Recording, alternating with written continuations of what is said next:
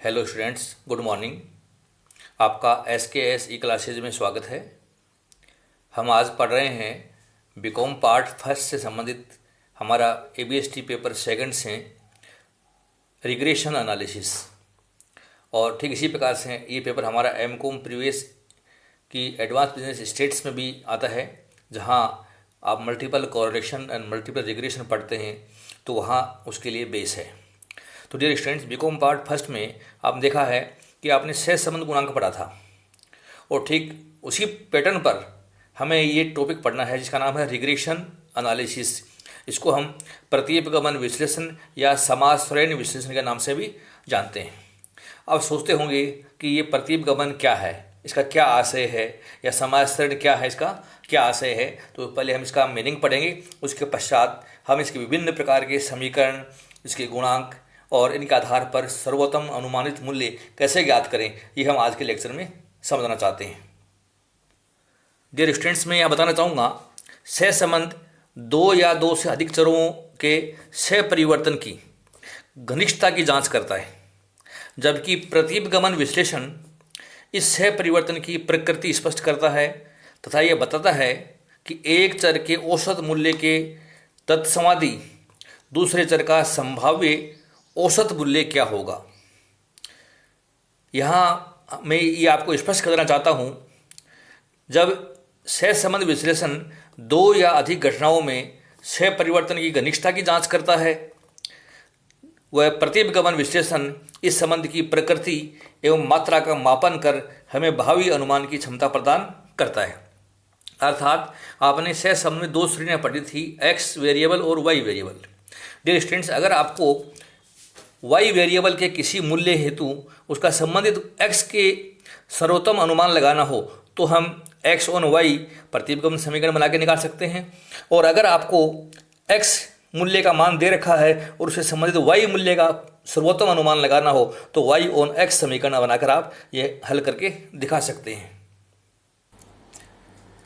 प्रतीपगमन शब्द का शाब्दिक अर्थ वापसी की क्रिया अथवा पीछे लौटने से है, अर्थात बैकवर्ड मूवमेंट और रिवर्सन से लिया गया है।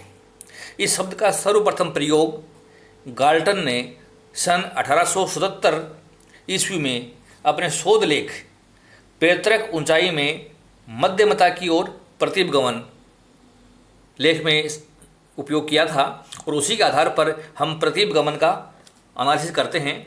मध्यमता की ओर प्रतीपगमन जो है, गाल्टन ने इसका नाम दिया था। इस प्रवृत्ति के अनुसार यह देखने में आया कि सामान्यतः लंबे पिताओं के पुत्र कम लंबे तथा ठिगने पिताओं के पुत्र कम ठिगने होते हैं, और इसी को आधार मानते हुए सर्वोत्तम अनुमान लगाने के लिए प्रतीपगमन विश्लेषण हमारे पाठ्यक्रम में शामिल किया गया।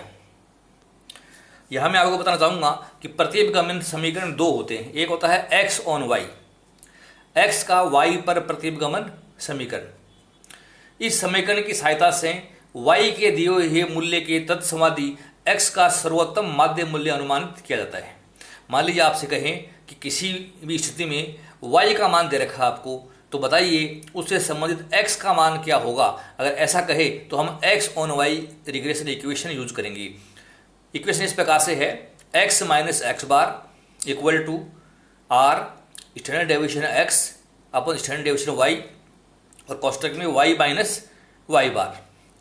शॉर्ट में हम इसको ऐसे भी कह सकते हैं, X equal to A plus B Y, अर्थात हमें A और B के मान निकालने हैं, और फिर Y का जो मूल्य हमें दे रखा है उसके आधार पर हम X का सर्वोत्तम अनुमान लगा सकते हैं। तो यहाँ पर X बार का अर्थ X श्रेणी के समांतर माध्य से है, Y बार का अर्थ Y श्रेणी के समांतर माध्य से है, स्टैंडर्ड डेविएशन X श्रेणी का परमाणु विचलन है, ये Y श्रेणी का परमाणु विचलन है, और R का मतलब X और Y दोनों श्रेणियों में सरल सहसंबंध गुणांक से होता है। दूसरा इक्वेशन हमारा Y ऑन X, Y का X पर प्रतीपगमन समीकरण। इस समीकरण की सहायता से X के दिए हुए मूल्य के तत्समादि Y का सर्वोत्तम माध्य मूल्य अनुमानित किया जाता है। आपको ये कहा जाए कि किसी X और Y दो श्रेणियों में से आपको X का मान दे दिया कि इस X के मान हेतु Y का संबंधित मान क्या होगा, उसका सर्वोत्तम अनुमान अगर लगाना हो तो हम Y on X equation use करेंगे। इक्वेशन इस प्रकार से है, Y minus Y bar equal to R standard deviation Y upon standard deviation X, और कोष्टक में एक्स माइनस एक्स बार। इसको हम ऐसे भी लिख सकते हैं Y equal to A plus B X. A और बी हमारे अचर मूल्य हैं जो हम याद करते हैं, और एक्स जो हमें दे रखा है वो मूल्य यहाँ पुट करना है, और उसके आधार पर संबंधित वाई का हम मूल्यांकन कर सकते हैं, अनुमान लगा सकते हैं। यहाँ पर भी आप देख रहे हैं कि ये एक्स बार सिंबल है वो एक्स श्रेणी के समांतर माध्य के लिए है, वाई बार जो सिंबल है ये वाई श्रेणी का समांतर माध्य है, आर दोनों श्रेणियों में सहसंबंध गुणांक है, स्टैंडर्ड डेविएशन वाई वाई श्रेणी का परमाणु विचलन, स्टैंडर्ड डेविएशन एक्स एक्स श्रेणी का परमाणु विचलन। मैंने यहाँ नोटेशन आपको लिख भी दिए हैं तो आप आसानी से समझ सकते हैं। प्रतिगमन गुणांक आप देख रहे हैं कि यहाँ पर ये जो मैंने ये संख्या लिखी है ये आर, आप या तो तीनों अलग अलग आपको निकालने में बहुत टाइम लगेगा, या तो हमें इंडिविजुअल क्वेश्चन में दे दें, नहीं दे रखा है तो हम पहले सहसंबंध याद करें फिर परमाणु विचलन याद करें दो श्रेणियों का, तो हमारा क्वेश्चन जो काफ़ी लंबा हो जाता है, तो हम ये एक साथ निकाल सकते हैं। तो इसको नाम दिया गया है प्रतिगमन गुणांक। प्रतिगमन गुणांक यहाँ पर भी है, यहाँ पर भी है, तो यहाँ लिखा है वो बी एक्स वाई कहलाएगा, ये लिखा है वो बी वाई एक्स कहलाएगा। तो दो गुणांक होते हैं, एक एक्स ऑन वाई, एक होता है वाई ऑन एक्स। जो एक्स ऑन वाई समीकरण में दे रखा है उसको हम कहते हैं बी एक्स वाई, अर्थात regression coefficient of X on Y. सूत्र मैंने वही उतारा है जो यहाँ दे रखा था, R standard deviation X standard Y. दूसरा है regression coefficient of Y on X, ये वाला जो फॉर्मूला था बी समीकरण में मैंने वही उतारा है, R standard deviation Y upon standard deviation X. तो ये जो दोनों संख्याएं हैं ये हमारे रिग्रेशन कोफिशिएंट्स कहलाती हैं, या बी मतलब कोफिशिएंट्स है, और ये एक्स ऑन वाई और दूसरे वाला वाई ऑन एक्स है। तो ये जो इक्वेशन हमें दे रखी हैं ये इनसे हम तभी सर्वोत्तम अनुमान निकाल पाएंगे जब आपको ये मान अलग अलग दे रखे हो, और अगर अलग अलग नहीं दे रखे हैं तो हम डायरेक्ट और शॉर्टकट मेथड हैं जिनके आधार पर पहले प्रतिगमन गुणांक याद करेंगे, उसके बाद हम इक्वेशन सोल्व करेंगे। तो एक सिंपल क्वेश्चन के द्वारा मैं आपको ये दोनों इक्वेशन समझाना चाहता हूँ कि किस प्रकार से हम एक्स ऑन वाई और वाई ऑन एक्स समीकरण बनाएं, और फिर हम हमारे मूल्यों का सर्वोत्तम अनुमान कैसे लगा सकते हैं। तो एक क्वेश्चन के द्वारा इसको आप समझिए। हमारा क्वेश्चन है, निम्न समंकों की सहायता से x का संभावित मूल्य ज्ञात कीजिए जबकि y का मूल्य 15 हो, तथा y का संभावित मूल्य ज्ञात कीजिए जबकि x का मूल्य 30 हो। 30 x का मूल्य 30 हो। तो हम कैसे याद करें, हमें सूत्र दे रखी है, x बार है 40, y bar 20, standard deviation x 5, standard deviation y 7, X Y और वाई श्रेणी के मध्य सहसंबंध गुणांक दे रखा अपने को प्लस 0.90। तो ये सूचनाएं दे रखी हैं, और इनके आधार पर हमें दो रिग्रेशन इक्वेशन बनाने हैं, और हम संभावित अनुमान एक्स और वाई की कैसे निकालें ये अपने को समझना है। तो पहले हम ले रहे हैं एक्स ऑन वाई, ये ले रहे हैं। देखिए डिस्टेंस हमारा समीकरण मैंने आपको बताया कि X minus X bar equal to R standard deviation X upon standard deviation Y, और वाई माइनस वाई बार, ये हमारा regression equation X on Y का है। आपको इसमें वैल्यू पुट करनी है। तो देखिए हमें एक्स तो पता ही नहीं है, तो एक्स में से एक्स बार कर दीजिए, एक्स बार 40 है, आर हमें दे रखा है 0.90, हमें स्टैंडर्ड डेविएशन एक्स दे रखा है 5, स्टैंडर्ड डेविएशन वाई दे रखा है 7, वाई की जगह के बारे में वाई लिख रहा हूँ, वाई माइनस वाई बार हमें दे रखा है 20। हम इसको सोल्व करेंगे, तो जब सोल्व करें तो आता है x minus 40 equal to 0.90 into 5 divide by 7, तो हमारी संख्या आती है 0.64, और कोष्टक में है y माइनस 20। तो आगे बढ़िए, x माइनस 40 बराबर 0.64 और y से गुणा कर दीजिए y माइनस, अब 0.64 को आप माइनस के 20 से गुणा कर दीजिए, तो ये आया 12.8। 0.64 को मैंने 20 से गुणा किया तो 12.8 हो गया। ये काम हमने कर लिया। अब हमें क्या काम करना है, हमें तो चाहिए x बराबर किसके, x बराबर, तो x बराबर है 0.64 y माइनस 12.8, और ये माइनस 40 उधर जाते प्लस के हो जाएंगे, प्लस का 40। तो x बराबर 0.64 y, और ये माइनस के है और ये प्लस के हैं, तो इस हमारी संख्या प्लस की रहेगी। 40 में से आप 12.8 कम कर दीजिए, 27.2। तो हम देख रहे हैं कि ये जो मैंने आपके सामने लिखा है ये हमारी रिग्रेशन इक्वेशन हो गई एक्स ऑन वाई, ये एक्स ऑन वाई इक्वेशन है। अब इस इक्वेशन में अगर हम y का मान रख दें तो x का मान आ जाएगा।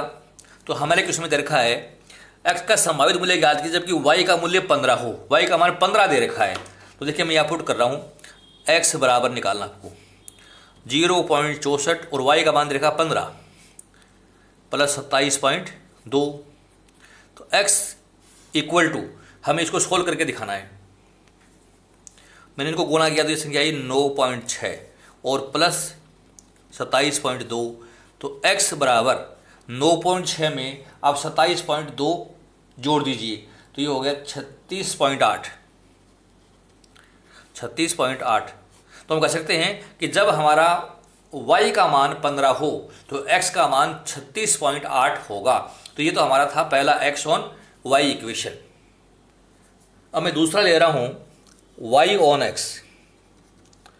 y ऑन x इक्वेशन है, हमारा फॉर्मूला है y minus Y bar equal to R standard deviation y upon standard deviation x और x माइनस एक्स बार। ये हमारा फॉर्मूला है जो मैंने आपको बताया था। इसमें आप वैल्यू पुट कर दीजिए। y माइनस वाई बार हमारा है 20, r है 0.90, स्टैंडर्ड डेविएशन y है हमारा 7, स्टैंडर्ड डेविएशन x है 5 जो हमें क्वेश्चन में दे रखा है, और x माइनस एक्स बार हमारा है 40। तो y माइनस 20 इक्वल टू आपको 0.90 को 7 से गुना करके 5 का भाग देना है।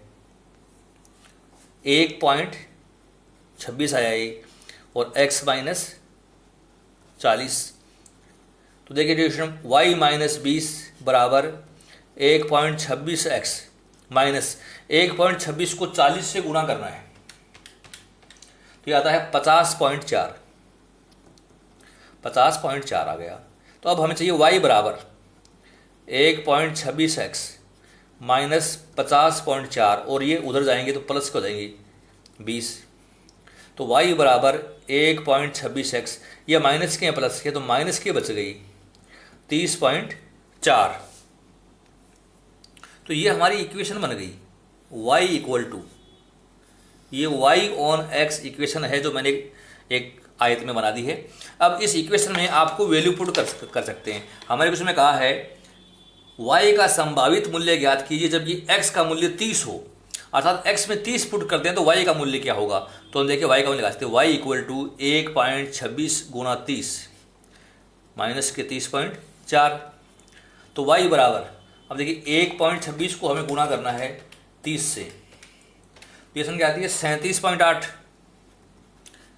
माइनस के 30.4।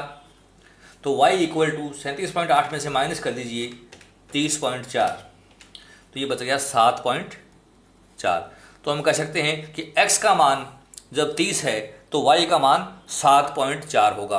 तो डियर स्टूडेंट, इस तरीके से हम x ऑन y और y on x regression equation बनाकर दिखा सकते हैं, और फिर हम x ऑन y में y का मूल्य रखकर x का मान निकाल सकते हैं और y ऑन x में x का मूल्य रखकर y का मान बहुत आसानी से ज्ञात कर सकते हैं। तो ये तो हमारा पहला मेथड था, जब हमें कंप्लीट इक्वेशन की वैल्यू सवाल में दे रखी हो तो हम निकाल सकते हैं।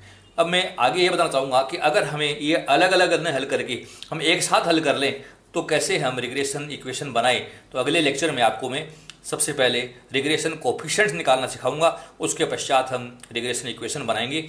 आपको ये लेक्चर अगर समझ में आया, सरल लगा तो इसको आप लाइक कीजिए, वो अपने फ्रेंड्स में अधिक से अधिक इसको शेयर कीजिए, और मेरा चैनल SKSE क्लासेस यदि आपने अभी तक सब्सक्राइब नहीं किया है तो चैनल को सब्सक्राइब कीजिए ताकि आपके पास प्रतिदिन वीडियो प्राप्त होते रहें। लेक्चर सुनने के लिए बहुत बहुत धन्यवाद। Thank you so much.